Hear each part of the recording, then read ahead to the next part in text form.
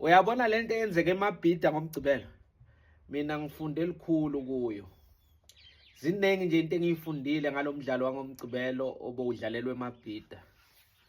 Uyabona ungaba nethalente mfowethu.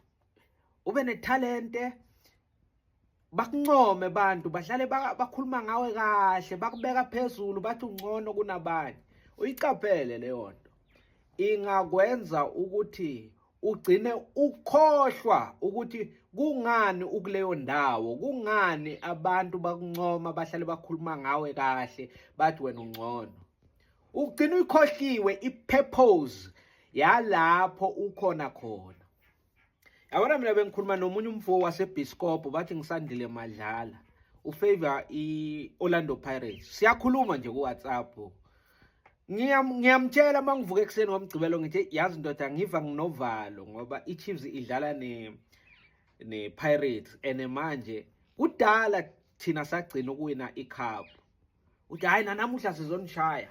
Siphethe unkota, siphethe umfukeni, sizonigqoba ngomabasa. Ngithi mina mfowethu, hey kona unabo badlali. Kodwa hey labafana laba abancane bayingozi. Ya vele labafana ukhuluma vele kahle ngabo ukuthi bona labafana baba developile bona. Ngithi mina kodwa yazi angiyibuka nje manje la sengikhona khona njenge Nedbank finals winner.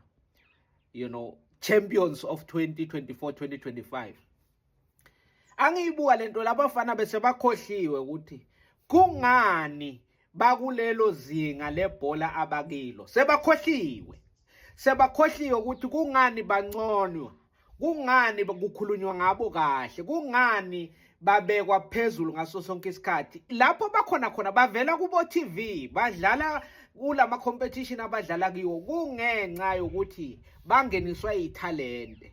Kodwa bese ithalente likubeka phezulu. Ungakhohle ukuthi kungani ukuleyo ndawo ngabe ngiyazwakala na.